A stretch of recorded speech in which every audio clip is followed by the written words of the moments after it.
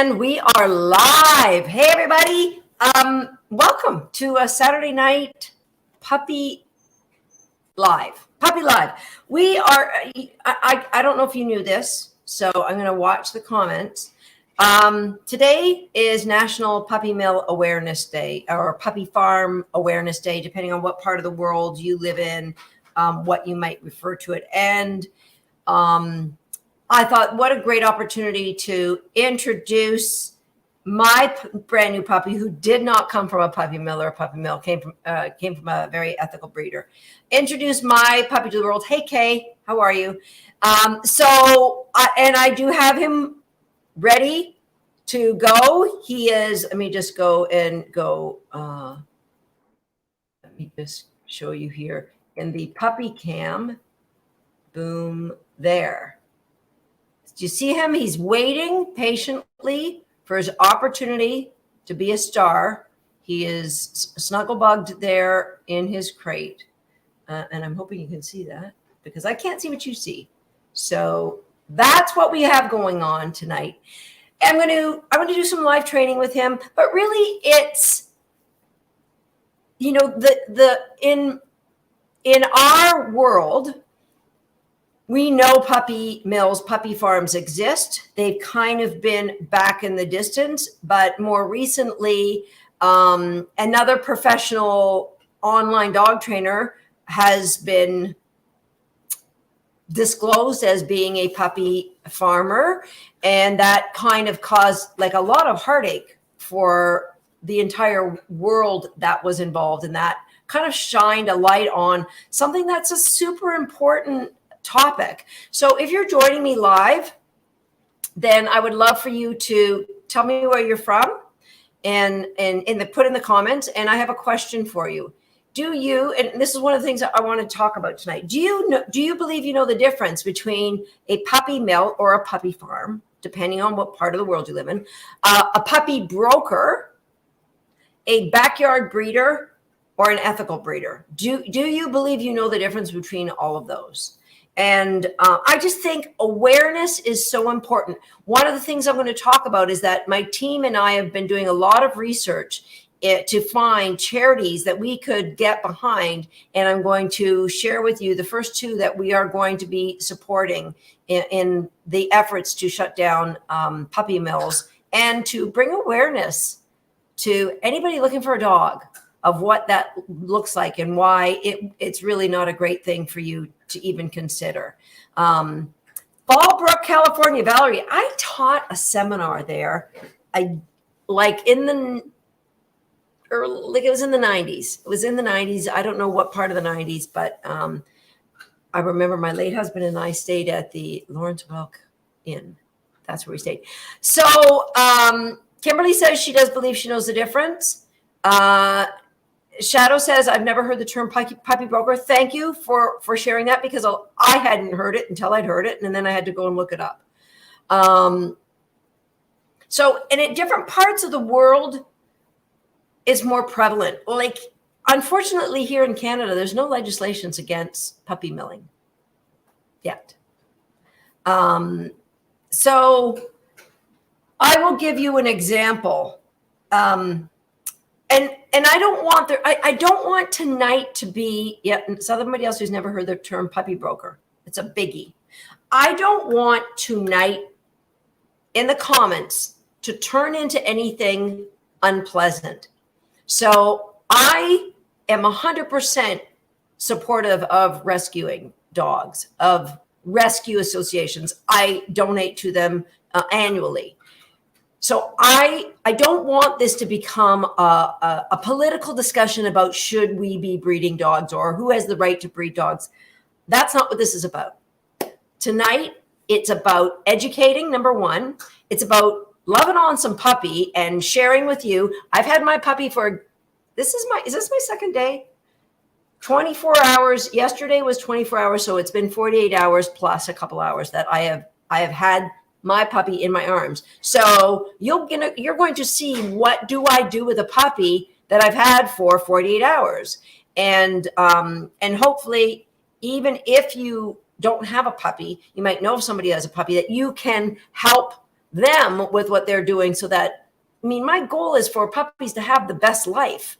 And that comes from being intentionally raised to, be the healthiest, number one, and the happiest by the enrichment and the environment that we are engaging those puppies in.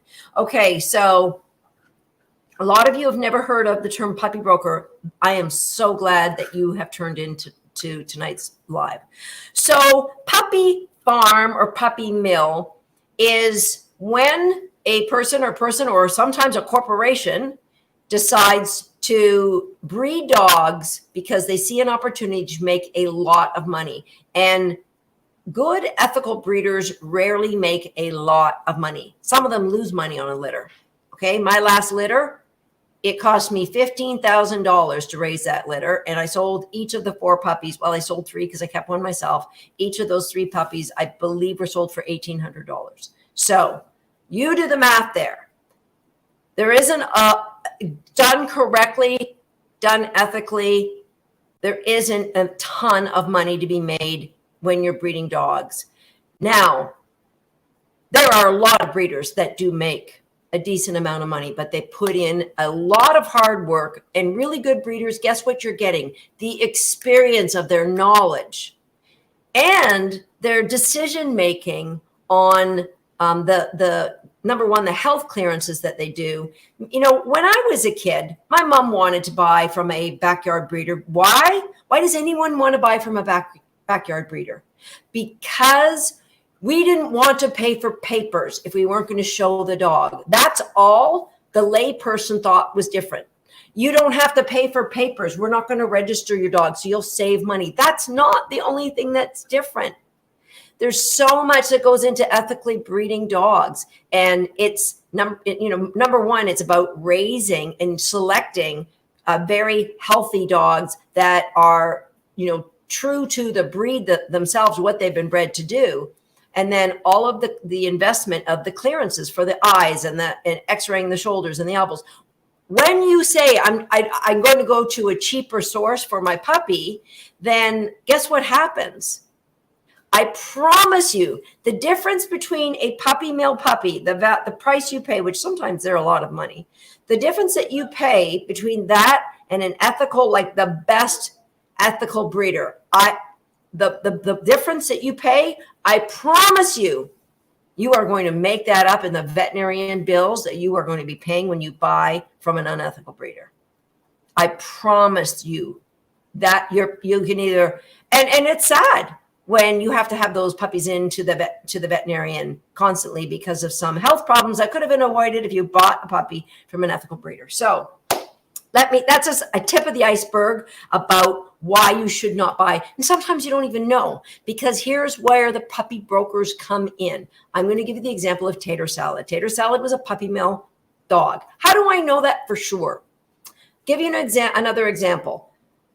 Tater is a mix-up of 3 breeds. He is 50%, just about 50% bulldog, and he's part pug and part Boston Terrier. I think 20% pug and 30% Boston Terrier. Those are rough ratios. All right. I believe, is a puppy mill dog.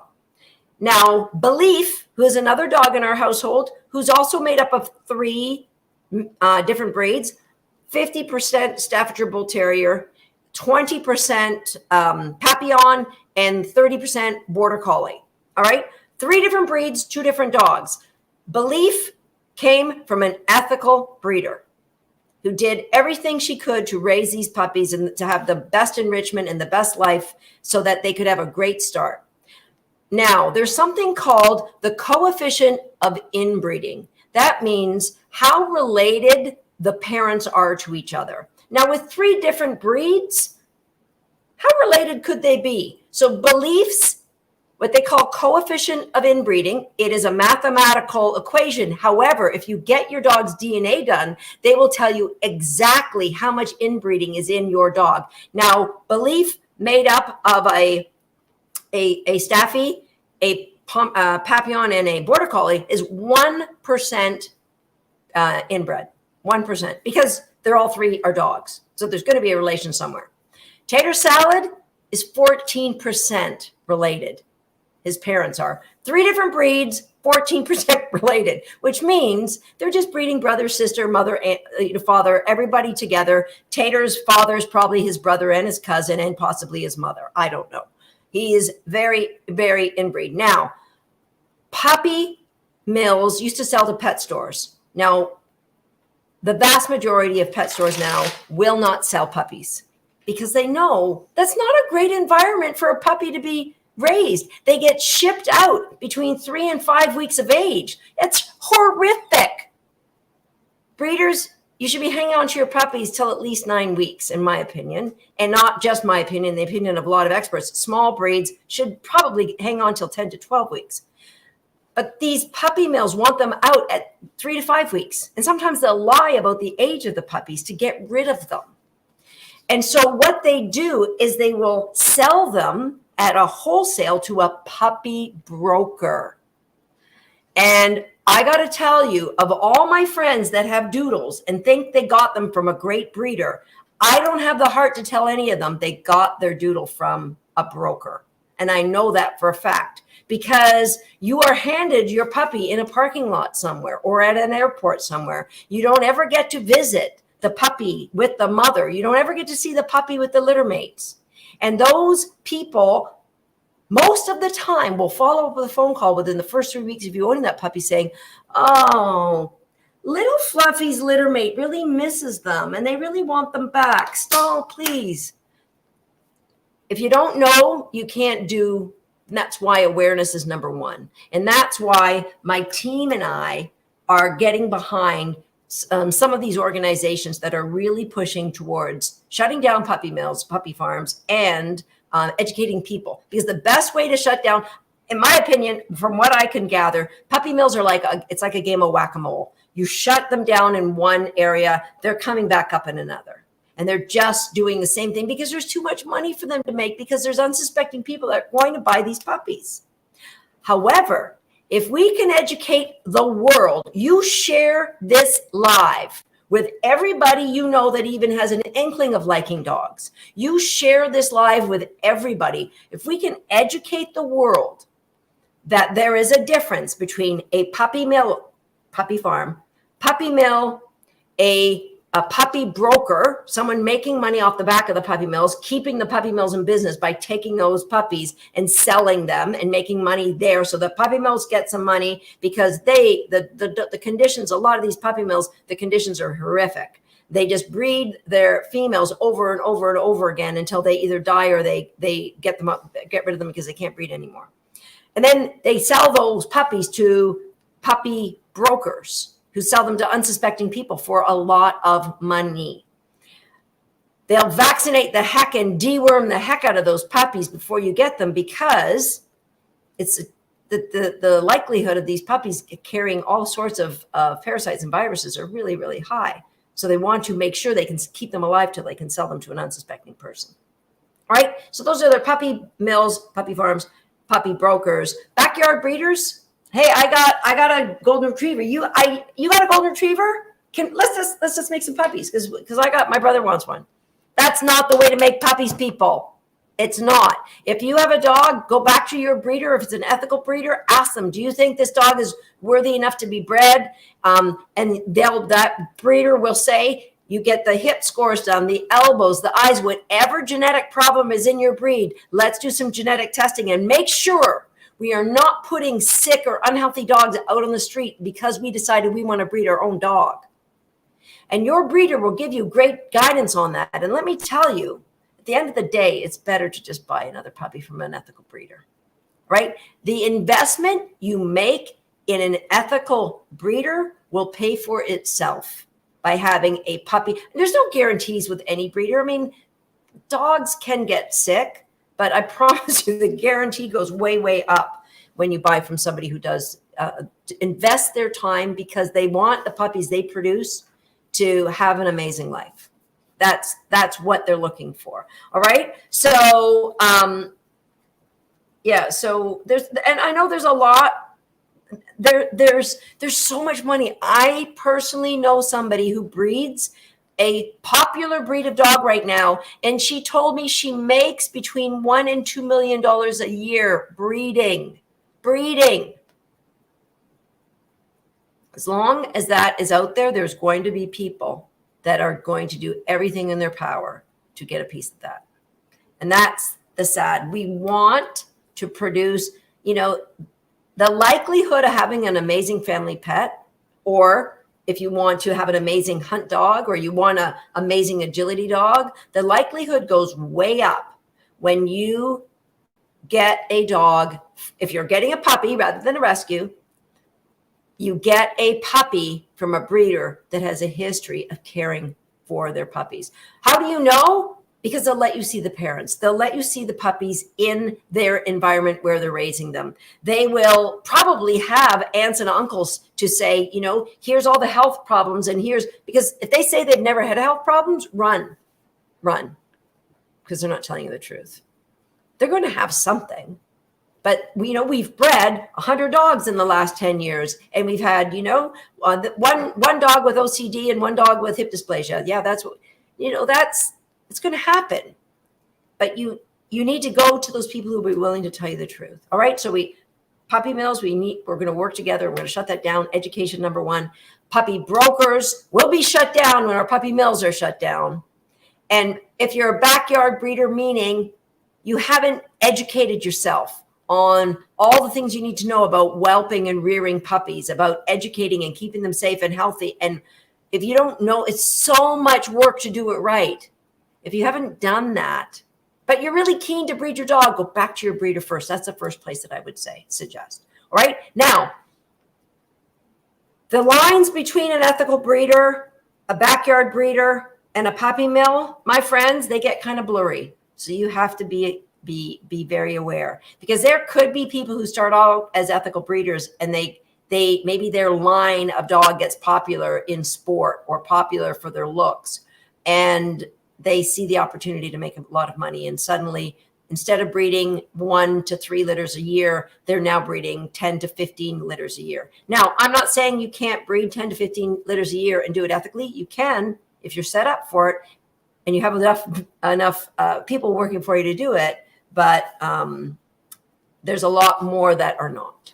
Okay. So if you have any questions about anything that I've been doing with my cutie patootie, I'm going to see if I can do this one more time. No, that didn't work. What have I done? Okay. If you have any questions about what I've been doing, put it in the comment section. There he is. I'm going to get him out and I'm going to do something. Do I still have this? Wow. So that's my first question. That's like asking me, do I still have a limb or an organ in my body? When my puppies come into my home, I get weepy just thinking about them. They're home for life. So absolutely, I still have this. And we just competed at her first ever big multi-ring agility trial last week. And I could spend a whole life talking about this. So you will never need to ask, but you are always welcome to ask any questions about my dog, because I believe if I put myself in the public of whatever our little fishbowl is here that we call, dog agility world or online pet dog training world, I'm putting myself out there. I believe it's my responsibility to live a transparent life with my dogs. If I'm asking you to put your trust in me as an online educator, then I believe it's my responsibility to be 100% transparent. You could come and live with me, might get crowded, but if you did come and live with me for a day, a week, a month, you would see the exact same person that you are seeing anytime I'm in front of a camera on TV, on a live training my dogs. So absolutely, I still have this. Thank you for asking. How old is Prophet? Prophet just turned 10 weeks or 11 weeks old yesterday. So he came on a plane on Wednesday. I met him at 6:15 in the evening. And then we got in a car, drove home. And so, we got to know each other for a couple of hours on Wednesday night. one of the things I didn't post it, if I'm going to be 100% transparent, he bit the crap out of me. He got a little overtired, time delay. Oh, he bit the crap out of me on Wednesday night. I laughed. I've got it on video. I can share it with you sometime. Okay. How is Prophet adapting to my pack? Is it hard to keep focus on you with the other dogs around? So I'm really intentional about how when I bring a puppy into my home, I want to make sure that my dogs, Swagger, who's almost 13, it doesn't matter, Thissy, who's the next really oldest of my dogs, I want them to know that they are still so important to me. So I don't just throw the puppy in and say, let's figure it out. I'm really, really very intentional. So everybody met each other outside first on a side of a baby gate. Then they met each other with all the dogs loose in the front yard and the puppy on a leash. And now the puppy is either loose with just me, loose with me and Swagger when I do my demo tonight. Swagger will start off in this area, but if he's too distracting for Prophet, then he'll go outside of the area. He can be, so the three red boys, Tater Salad, Swagger, and Prophet have spent time together. And with Thissy, what I'm doing is I'm really working some connection through the baby gate. So tonight, while I was eating, Thissy was pressed up against the baby gate where the puppy was working through a puppy bomb, because she's not a confident dog and she doesn't know how to deal with a puppy. And so I'm just building up value for hanging out with that puppy when there's a gate on either side of us.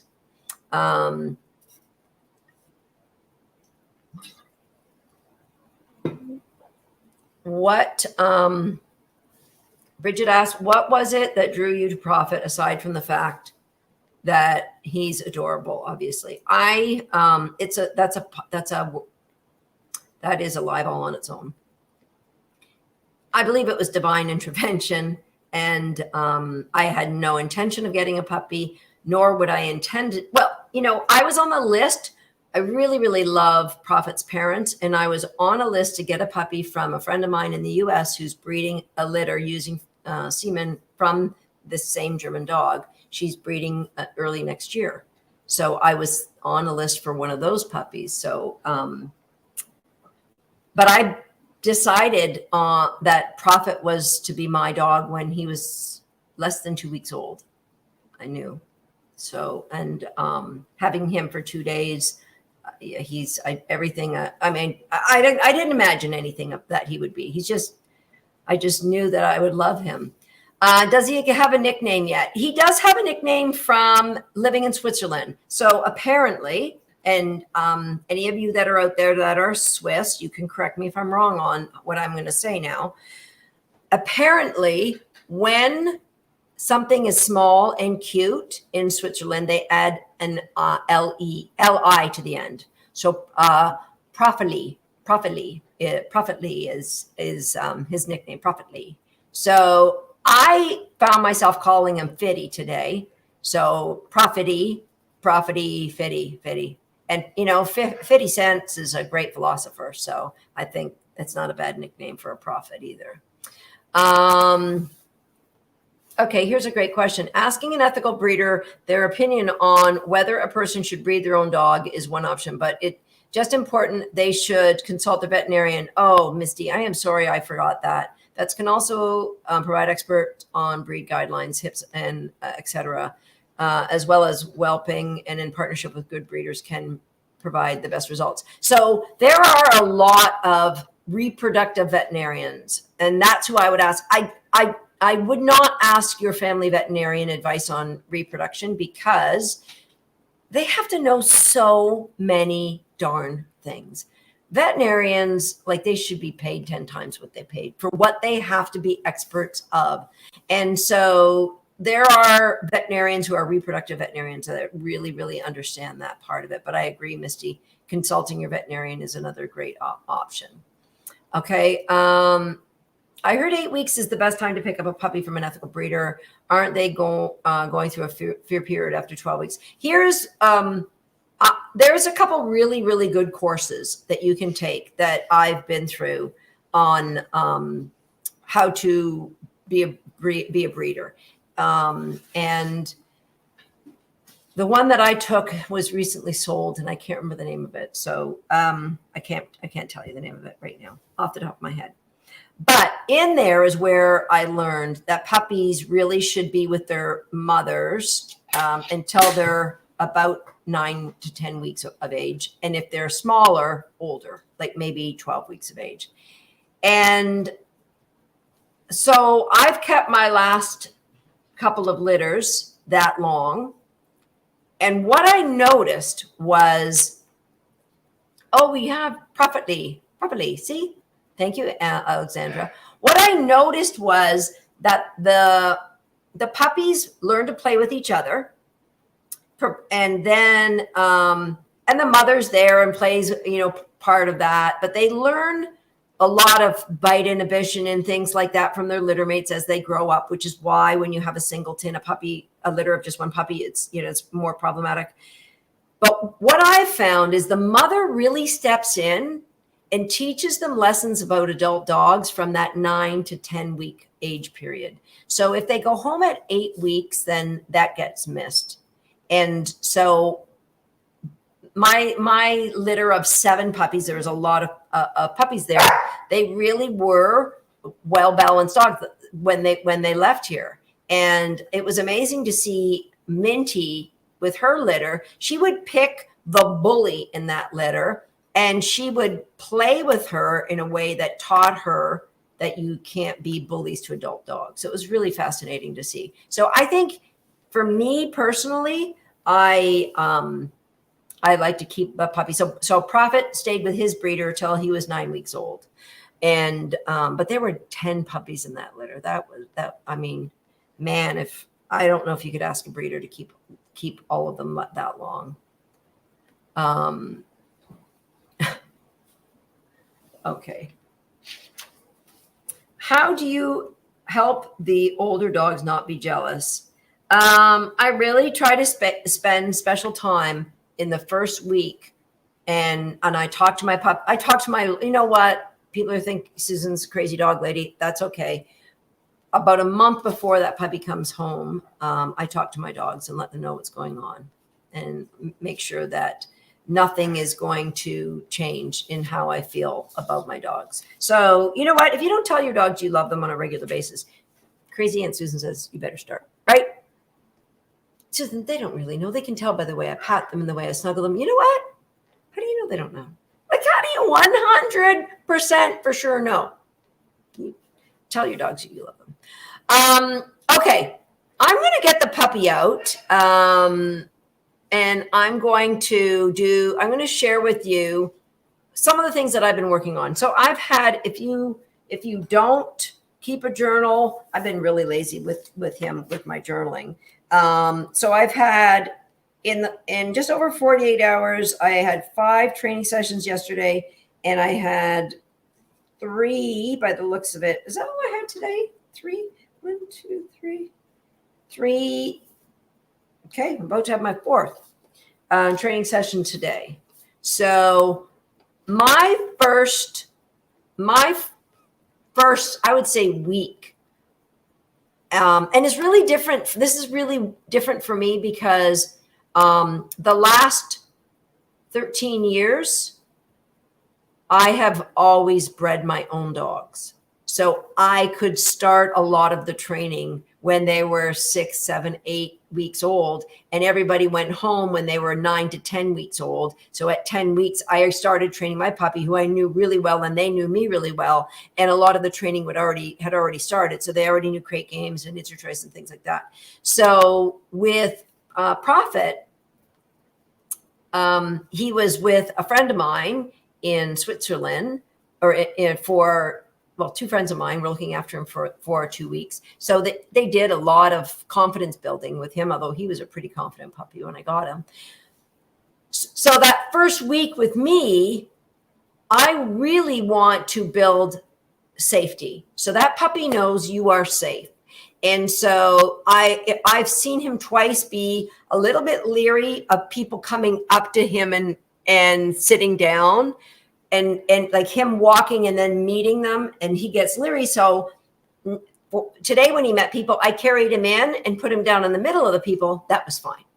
Right. So I'm always looking to build confidence in anything that I do in my training. And so there's a lot of things he doesn't have, but I'm doing shaping within, like I'm building behaviors within the things that I do. All right. So I will get him out now, and I will just, I'll share with you. I'm going to do some tug with the toy I have. I'm going to do 2 equal value toys, and then I'm going to go to a newer and lower value toy for him. Then I'll bring out the cookies and see if I can get a simple behavior and then tug while the cookies are there. That's a difficult one for him. I've got 3 different value of cookies. So I'm going to give him lower value cookies and then build up to some higher value cookies. Okay, are we all ready for, give me a heck yes in the comments if you really want me do some puppy training right now. And then after we come back, I'm going to share with you the 2 charities that we're going to be becoming partners with in our efforts to help educate the world about puppy farms and let's shut them down. Okay. Am I going to do a new Puppy Peaks? No, probably not. I've been putting most of it just on the free line. Okay, so I'm gonna go get the puppy cam going here. Take a little sip of water.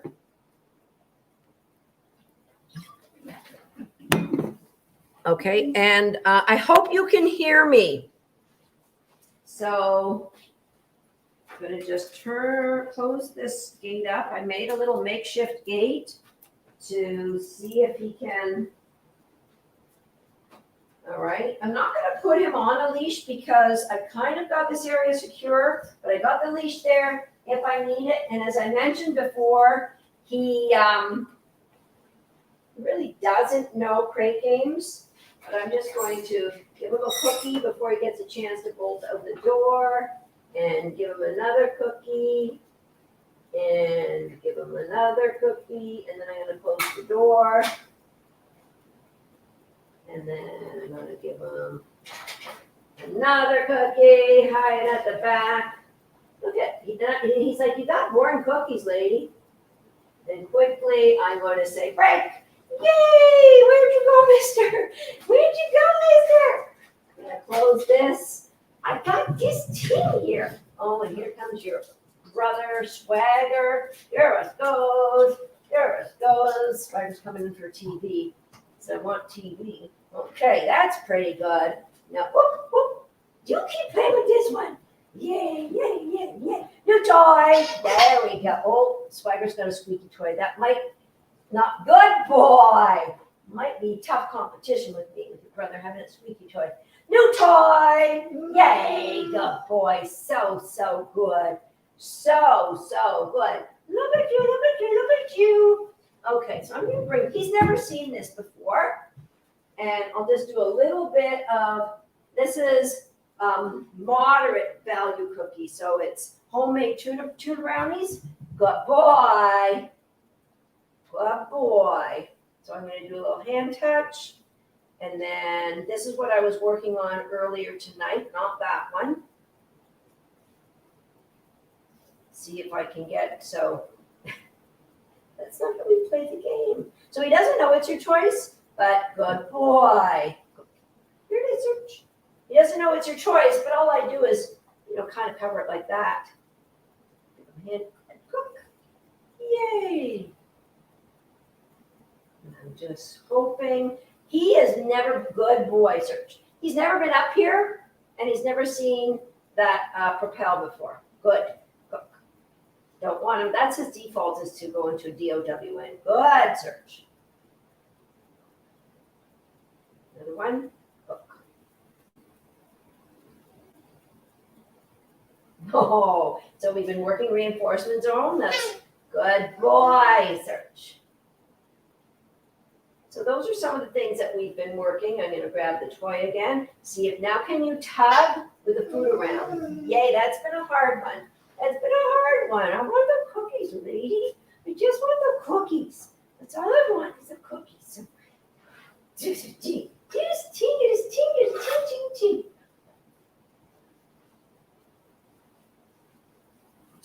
We worked on this a little bit today, but okay.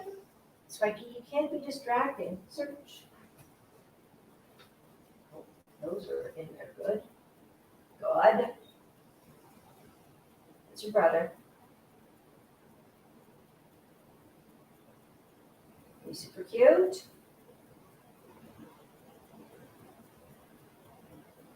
There's something about this you liked a few minutes ago, lady. Good boy. Good boy. This one up a little bit more.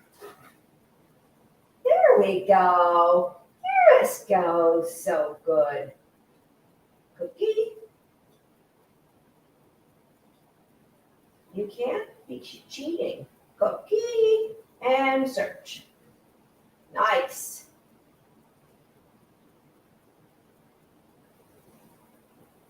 Can we get that other pot? Yay! There's a cook. Yay, cook. Such a good boy. One fell off. We'll do one more, and then we're going to play some more. Good boy, search. That's the first time he's come over and looked at this bowl and not dove in.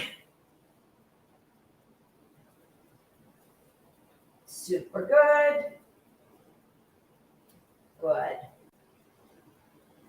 Good. Look at you being super good. Now you'll notice there's a big change in him if I stand up, search. So I've been doing a lot sitting down. So if I try to get his front paws up there, but do a little bit of pivot work. Okay, nice boy. Nice boy. Look at you go. Look at you cook. So good. Good man. So good. I think that's enough for you. I think that's enough for you. I think that's enough for you. Get this team. Get this team because you're a superstar. No one's a superstar. Yay, yay, yay. So good. This is so good. There's a mine. That's a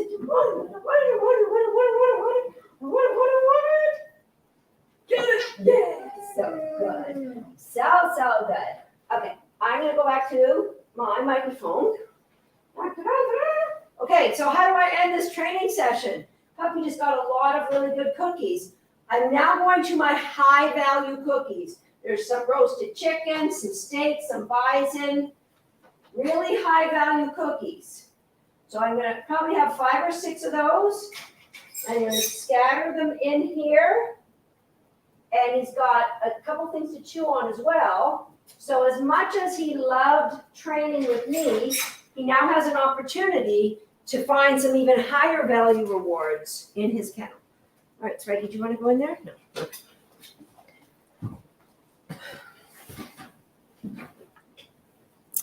Am I working on a confirmation stack? No. I'm just working on fitness, body awareness, helping him to feel what a balance point is in his body.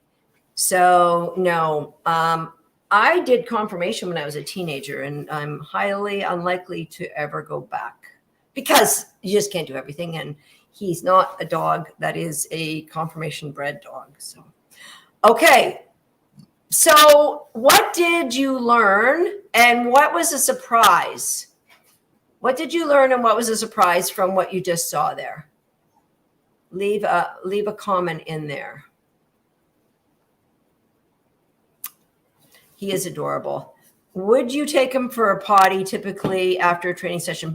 Right before and right after I would. And he did get a potty session right before. And I'm hoping, he's been really, really good with his pottying. He does not wake me up in the night. He woke me up the first night at 4 a.m, went right back to sleep. And he did not wake me up last night. So early tugging in the presence of treats. offers behaviors, really good with his pivot. I agree, Karen, more adorable every second. Waiting for all four on boards, even for a baby. So, you really have to be careful with a puppy that age that you don't frustrate them. It's all about confidence. And so if I get 2 feet up, like he has been giving me all four on, but we've never trained up here. And so I would then just do some searches, go on back behind the boards, and then by where I'm throwing my search reset cookie, he'd find his way back up to straight. Okay. So what did I learn? I'm getting crate games when I have another puppy. Absolutely. Definitely a very high, always nice high rate of reinforcement. And the tug, yesterday we did not get tug in the presence of food. So our tug in the presence of food today is really, really quite good. And all I did was just say, okay, I'm going to build your value for tug, and there'll be no food anywhere nearby because I don't want to frustrate this little 11-week-old puppy. It's all about, having them to have this big presence that they can do anything. And yes, keeping it short and sweet. Here's the cool thing about smartphones, guys. I have 2 smartphones, and one can be older. An obsolete smartphone is fine. So I have my best smartphone is my camera. But when I train, I set up my camera. And then just before I pick up my puppy, just before I put them down, I say, hey, Siri, set a timer for, and I give her the time that I'm going to plan on working. And so far with him, I've stopped my session before that timer's gone off every time. But time yourself. You want to end the sessions long before the puppy looks like they ever want to end the session. Okay? All right. I would want to talk to you now about what my team and I might. So as many of you may know, there was another online dog trainer who it was disclosed that she was breeding puppies in an unethical way and had a lot of students that were doing a game-based program similar to what ours is. She was a former student of ours. I really felt badly for everybody involved. I felt badly for mostly the puppies that were being raised in those kind of conditions and environments. We have had a lot of students come from that program and want to join our program. I do not want us to benefit from that situation. So what we've done is we've picked out 2 associations that if you are coming from that program and joining one of our programs, you can send my team an email tonight, wag@dogset.com. And you can say, I was with this program and I've lost my faith in, reinforcement-based dog trainers or in online dog trainers or whatever. We want to help you. So I've got a surprise for everybody that I'm working on with another practitioner.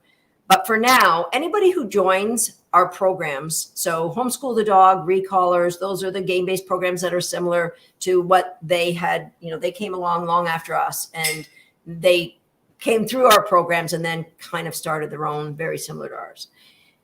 If you want to come to us because you want to now move on from them, we are going to donate 100% of the profits that comes in from that avenue.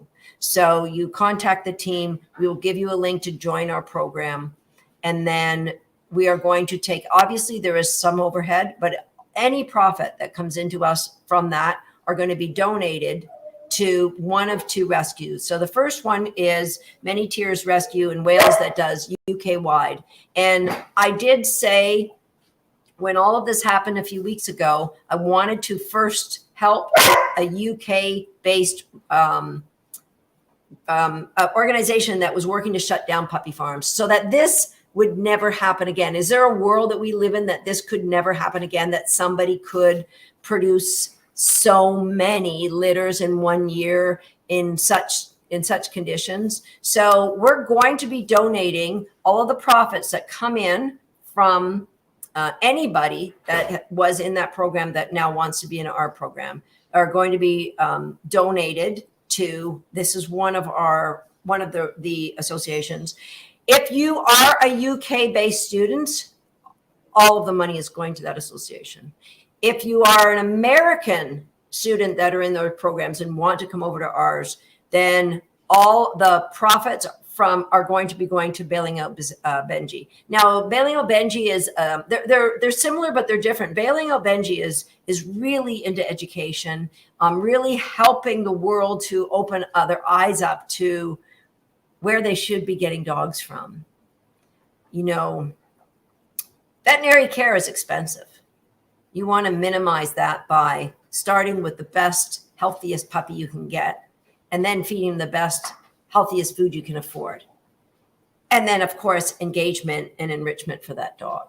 So this is what we're going to do. We are going to set up a way that you can also donate, and we are going to match donations to these two associations outside of any of the profits that we make from people joining our program. So I just thought today, being a National Puppy Mill Awareness Day, is a perfect day for us to make this announcement that we want to stop puppy farms. We want to stop puppy mills. We want to stop puppy brokers.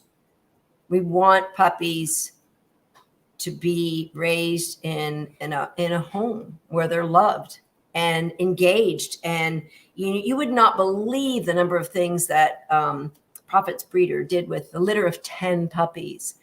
That's no small task. So there are really, really good breeders out there. And they, even them knowing what is possible, these programs like the one that I took, and there's a couple of really good programs for breeders to educate themselves on what to expect with their puppies and how to raise the best and healthiest puppy ever. So this is just a start. My team, I want to, give props to my team who researched a lot of different charities that are trying their best to shut down puppy mills. And these are the two that we're starting with.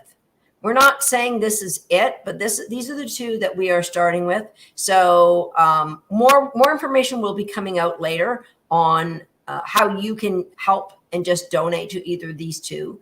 But this is an ongoing Avid Dog. Charlotte, you're a star.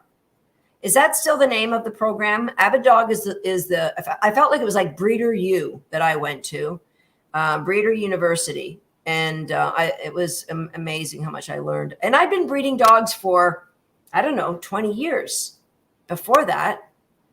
So, and I do. Jane, thank you for saying that.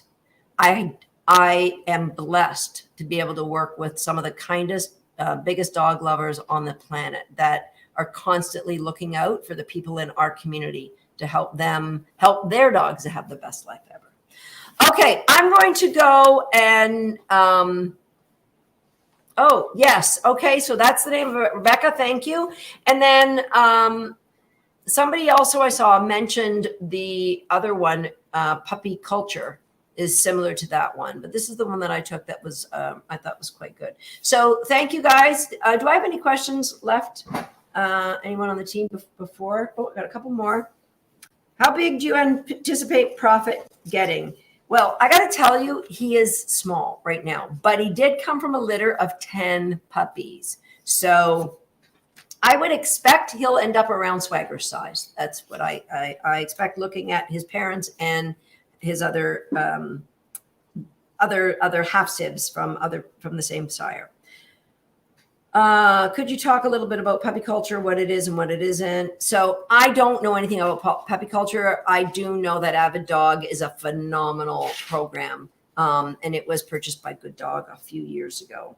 And yes, either one of those two programs, I would, if you are breeding dogs and you haven't gone through them, there'll be some where you'll be like, yeah, I got that, I get there, but there'll be some aha gems for you. It will be well worth an investment of your time. And it's great when you're going through preparing for a litter, because it's a community of people that are waiting for a litter in the midst of whelping or et cetera. So did you mention raw feeding? So it was, when did I start this live? 7 o'clock. So Prophet he's raw fed. And so I do feed, I train with his raw food. And this is how I do it. I have a big bowl with I do breakfast, lunch, and dinner. And then I have 3 to 4 smaller ones, depending on what I'm working on. And I put a little spoonful in each one, and I just juggle the bowls as I'm training. And I mix that up with some treats in here. So if I need to remove a bowl, it's really good if I have somebody that can help me with a train and feed. But most of the time I'm doing it on my own. So I can get a cookie, keep the puppy busy while you have to be able to work both hands, people. Feed the puppy with one cookie and then get another one. Can I ask why you decided to stop breeding? I actually didn't decide to stop breeding, but I did decide to stop breeding. I was thinking I was going to be breeding momentum this year. And then this, I got the download from head office that I'm meant to take this puppy in Germany. And so once I saw the amazing job shout out to Max and Ramona. Once I saw the amazing job they did, I said, why would I ever breed dogs again? It's a lot of work. And I'm not as young as I used to be. And it's a lot of work for everybody that works here at the house. So I couldn't ask for a better puppy. So I don't know that I will breed dogs again now. So you're the first person I don't know who asked that question, but you are the first person that's ever asked me that. I'm actually going to sell all my whelping stuff because I'm over the moon in love with this puppy. And I know there are other great breeders like Max and Ramona out there. Ramona. Will the information about donating to Stop Puppy Mills be posted on your main website? Yes. So the team's been working at putting all of this together. We are also working at creating a charity of our own, but that's way in the future. So for now, we are promoting as many of these nonprofits that are doing a terrific job as we can. But we have to, do some vetting on them, see if they fit culturally with us. And so far, there's 2, and we're excited to be part of this. What do you start with when your puppy comes from a top-rated breeder, but they don't start any training before the puppy comes to you at 12 weeks? Small dog, mini Jaxie. Great question, Jane. I would start with exactly what I'm doing with Prophet. It's really about building that puppy's confidence. I have in my journal and don't beat me up because I tell everyone they should journal, and mine's really primitive. I haven't done, but the very back section is something that, let me find it here. Fitness. Maybe it's the second to last. No, cooperative care. He started as cooperative care. He's so cute. The very back section, I don't have a dog-eared, is behavior. So anything, or no, that's, you know what? It's the first section. Sorry.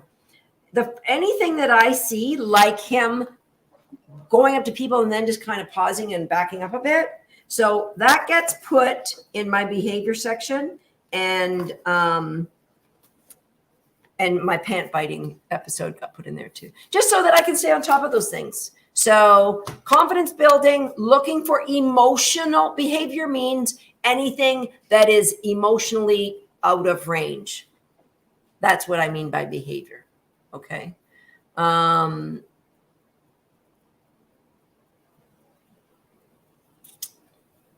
So it's amazing if you just focus on building, thanks, Kimberly, but if you just focus on building psychological safety for that puppy, showing them a lot of enrichment engagement. I introduced him to his first Nina Odelson food puzzle today. I just love the first time when you help them discover all of that.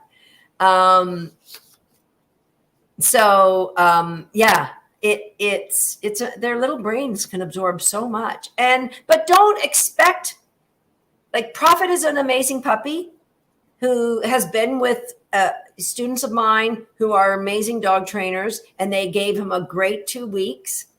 And then he's now with another pretty darn good dog trainer. So please don't have expectations of, like, it's almost like a double-edged sword. I want you to expect more from your puppies. If you show them engagement and love and support and enrichment, you will be blown away about how fast they can learn. But I don't want you to compare and expect that you should be here, because it's also going to depend upon A, the puppy, and B, the experience that you have training this way. But I'm glad you're here. I saw a couple of you that said that you're new to this, or you just jumped on, and I'm so happy to have you in our community. The very first really Fruits and Forepaws.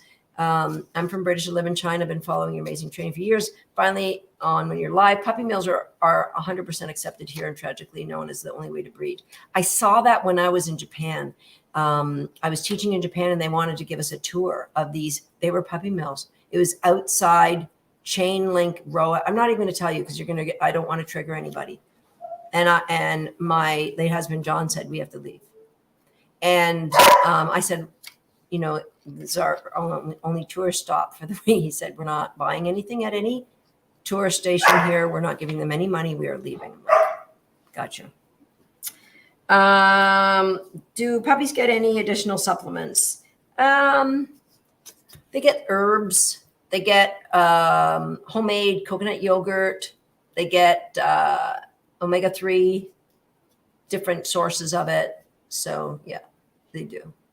And if you're wondering how to raw feed your puppies, I know somebody on my team will put Dr. Lori Codger's contact information, Healthy Dog Expo. And if you, oh, it's Swaggers.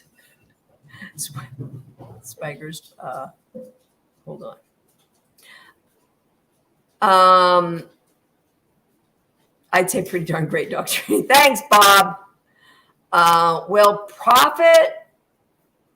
Prophet like blonde like Swagger? Like blondes. Oh. Yeah, that's a good question. Swagger sure loves his blondes. I think it started with golden retrievers, and it's all Angie McKelvey's fault. And then it went to people.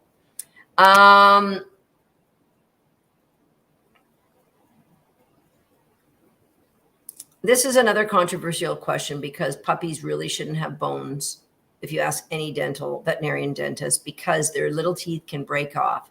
Having said that, I want them to get ground bones for the calcium. And so we do get them ground bones. And he's got a piece of, you know, those, I love those textured woods. They're pieces of wood that are purposely meant for dogs. They don't splinter. So he's got a little small one of those. The name of the expert is Dr. Lori Codger. And I would contact Lori, and she actually balances my dog's meals as well. What's Dr. Susan Thixon? If you're questioning what food, when I go to the US and I'm looking for raw food, I go to Dr. Susan Thixon's website. You make her a nice, happy, big donation. Don't you skimp on that. The woman knocks herself out to put together a list of the best dog foods to feed. Doesn't matter if you feed raw, you feed freeze-dried, you feed kibble. Dr. Thixon's the place to go to get that, get the list. Okay, I'm going to sign off, guys. This has been great. And thank you for joining me here on National Puppy Mill Awareness Day. It's such a sad thing that we have to be aware of, but wouldn't it be great if one day we didn't need to be aware of it? We'll see you next time. And Swagger says goodbye as well. He says his regards.